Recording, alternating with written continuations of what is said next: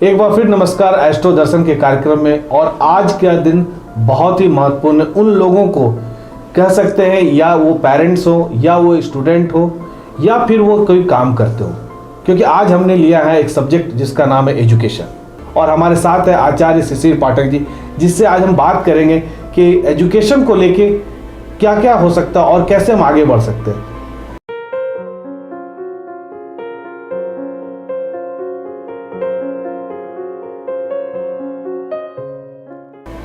सबसे पहले तो आपको नमस्कार। आचार्य जी, आज जो सबसे इम्पोर्टेंट हमारा जो क्वेश्चन है वो है एजुकेशन। हमारी कुंडली में एजुकेशन से लेके कौन सा प्लैनेट बहुत ज़्यादा रोल करता है? एजुकेशन से रिलेटेड प्लैनेट्स आपने पूछा, तो पहले प्लैनेट्स की ही बात कर लें। एजुकेशन से रिलेटेड 3 प्लैनेट्स हैं। पहला तो जो शिक्षा का कारक है वो है बृहस्पति। किसी के लिए भी शिक्षा का कारक ग्रह बृहस्पति है, तो आप कितने शिक्षित होंगे या कितने आराम से आपको शिक्षा मिल पाएगी, कितने शिक्षा आप ग्रहण कर पाएंगे, तो वो डिसीज़न बृहस्पति का है। दूसरा है कि आप इंटेलिजेंट कितने हैं, आप में अपनी बुद्धि क्षमता क्या है, कि 50 विद्यार्थी के एक समूह को कोई शिक्षक पढ़ा रहे हैं तो किसकी ग्रास्पिंग कैपेसिटी क्या है, उसी में कोई फेल भी कर जाएगा, कोई फर्स्ट भी आ जाएगा। तो वो जो इंटेलिजेंस जो हम लोग समझते हैं, लोग बोलते भी हैं कि ये बड़ा इंटेलिजेंट है, तो वो बुध है।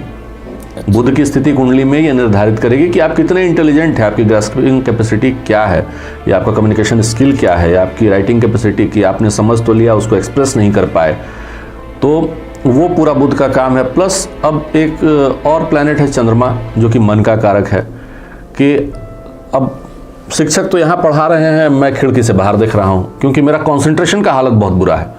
इंटेलिजेंट मैं हूँ, मैं अगर चीज़ों को समझने की कोशिश करूँ तो समझ लूँगा, लेकिन मेरा कंसंट्रेशन की क्षमता इतनी कमज़ोर है, वो पावर इतना कमज़ोर है कि एक जगह ध्यान ही एकत्रित नहीं होता। तो ये 3 प्लैनेट्स का अगर अच्छे से कोऑर्डिनेशन हो जाए तो फिर वो विद्यार्थी अपने क्षेत्र में बड़ा अच्छा कर सकता है। तो ये तो फैक्टर्स की बात हो गई। अब जैसे कि प्रैक्टिकली हम लोग सुनते हैं कि primary education, middle education, higher education, फिर पोस्ट ग्रेजुएशन, फिर रिसर्च, इतने पार्ट्स में हम लोगों ने अपने शिक्षा की जो स्थिति है उसको मतलब कि डिवाइड किया हुआ है। तो second house of the chart जो है, दूसरा घर कुंडली का, वो प्राइमरी एजुकेशन है, जो 4th, 5th, 6th तक चलता है। फिर वहाँ से लेकर के 10th तक का एजुकेशन 4th हाउस से गवर्न होता है। फिर उसके आगे 11th, 12th और ग्रेजुएशन तक का जो पढ़ाई है वो आप 5th हाउस से देखते हैं। फिर अगर आप पोस्ट ग्रेजुएशन में जा रहे हैं तो 9th हाउस, और रिसर्च में जा रहे हैं तो 8th हाउस। तो बहुत सारे लोग आप ऐसे देखेंगे कि पहले बचपन में पढ़ने में अच्छे नहीं थे, अचानक से उनका ग्राफ बहुत अच्छा हो गया, या कुछ लोग +2 तक बड़ा अच्छा कर रहे थे, उसके बाद बिल्कुल वेवार्ड हो गए। तो ये डिपेंड करता है इन घरों के लॉर्डशिप की स्थिति पे, क्योंकि वो कंटिन्यूसली बदल रहा है। दूसरे घर से आप चौथे घर में शिफ्ट किए, चौथे घर से 5वें में शिफ्ट किए, फिर 9वें में, फिर 8वें में। तो उसको देख करके आप डिसाइड कर सकते हैं कि हाँ, कि किन किन स्टेजेस में मेरी या मेरे बच्चों की, या जिसके भी चार्ट को आप एनालाइज कर रहे हैं, कि इनकी स्थिति एजुकेशन के क्षेत्र में कैसी रहेगी, क्या रहेगी। हमें लगता है कि इसी तरह कईयों को देखा जाता है कि वो बचपन में काफ़ी तेज है, कुछ दिन के बाद फिर उनको पढ़ाई में उतना दिल नहीं लगा, और फिर उसके बाद एकदम इससे पढ़ाई छोड़ दिया। कई को ऐसा भी देखा गया है कि वो बचपन में उतना तेज नहीं थे, अचानक मिडिल एज में आने के बाद उनको इंटरेस्ट पड़ा, और ये सारा जो ये अप डाउन चल रहा है, ये प्लैनेट का खेल है। ये सब प्लैनेटरी खेल है, और प्लस प्लैनेट से आप और जानकारी ये ले सकते हैं कि बहुत बार आपका बच्चा कह रहा होता है कि मुझे आर्ट के बैकग्राउंड में जाना है, मुझे म्यूज़िक सीखना है, मुझे पेंटिंग सीखनी है, और आप कह रहे हैं कि नहीं, तुमको IIT करना है। तो मैंने बहुत सारे पेरेंट्स को देखा है ये गलती करते हुए कि आपने इंजीनियरिंग में उसके का एडमिशन करा दिया, और वहाँ जा कर के वो फेल कर रहा है, और वो खुद से क्रिएटिव राइटिंग कर रहा है, और उसमें वो बड़ा अच्छा कर रहा है, क्योंकि उसकी इच्छा है कि मैं स्क्रिप्ट राइटिंग करूँ, क्रिएटिव राइटिंग करूँ, उसका इंटरेस्ट इंग्लिश लिटरेचर में है, और आप उसे इंजीनियरिंग पढ़ा रहे हैं।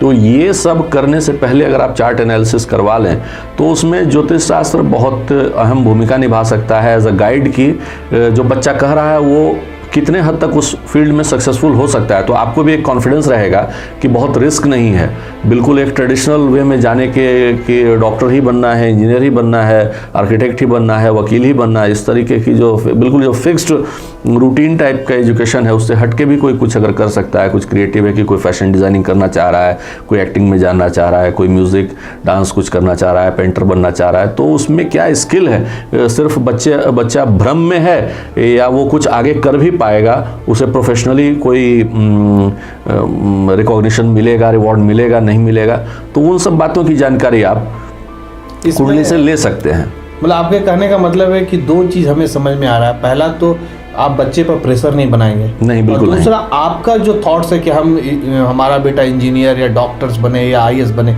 उस भ्रम को से भी आप बाहर हाँ, निकलें। आप भी जान जाएंगे कि वो योग आपके बच्चे की कुंडली में है या नहीं है।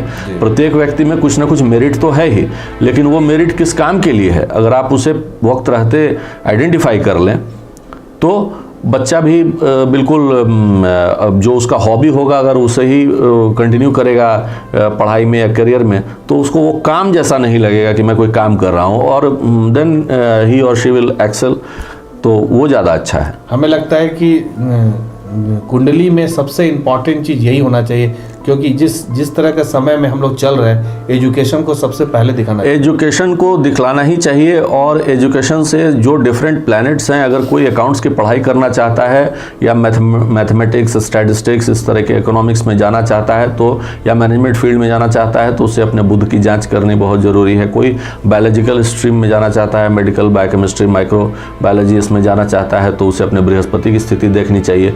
कोई एरोनॉटिकल साइंस में जाना चाहता है, आईटी में बहुत अच्छा करना चाहता है, उसे राहु को देख लेना चाहिए। कोई मिलिट्री में जाना चाहता है, पुलिस सर्विसेज में जाना चाहता है, आर्म्ड या यूनिफॉर्म सर्विसेज जिसको बोलते हैं, उसमें जाना चाहता है, तो उसको अपने मंगल की स्थिति देखनी बड़ी ज़रूरी है।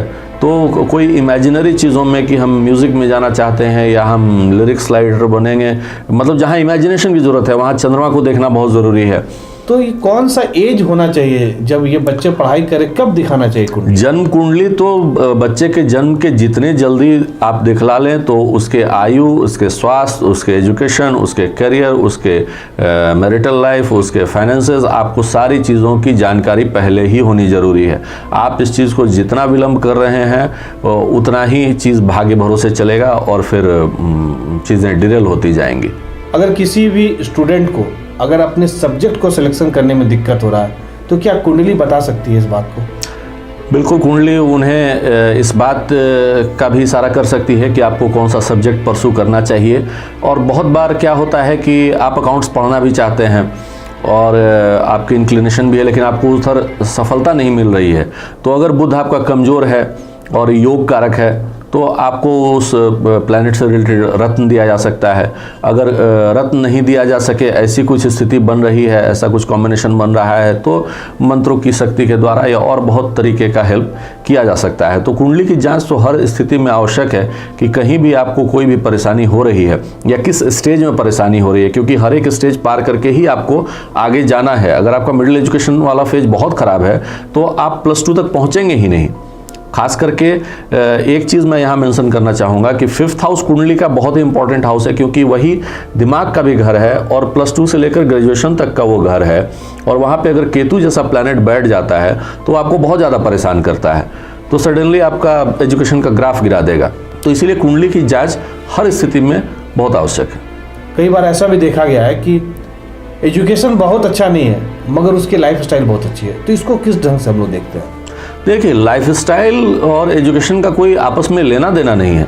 लाइफस्टाइल का जो घर है वो 8वां घर है, तो अगर वहाँ पे कोई प्लैनेट उच्च का होकर के बैठा है, खास करके अगर शुक्र बहुत अच्छा है, तो वो आदमी विद्या के मामले में कमज़ोर होते हुए भी, अनएजुकेटेड होते हुए भी एक अच्छा जीवन बिताएगा। तो फाइनेंस और एजुकेशन को आप क्लब नहीं कर सकते हैं, लाइफस्टाइल और एजुकेशन को आप क्लब नहीं कर सकते हैं।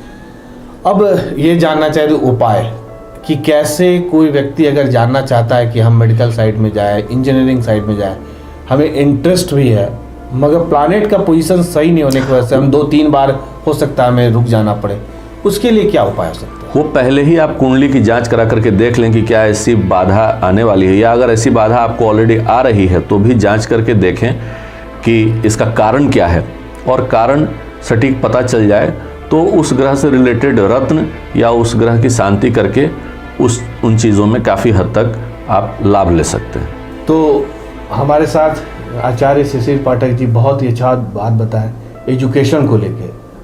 आजकल जो सबसे बड़ा पार्ट है कि हमारा टाइम बहुत इंपॉर्टेंट रोल रखता है, तो उस टाइम को भी हम बचा सकते हैं और अपने आगे के कैरियर को ज़्यादा से ज़्यादा मेहनत करके आगे बढ़ सकते हैं। और जाते जाते बस आपको एक ही क्वेश्चन करते हैं, अगर इसी तरह के क्वेश्चंस अगर आपके मन में आ रहे हैं तो आप हमें व्हाट्सएप और ईमेल पर दे सकते हैं। बने रहें thetimesmedia.com पर। आप हमें फेसबुक और यूट्यूब पर भी देख सकते हैं।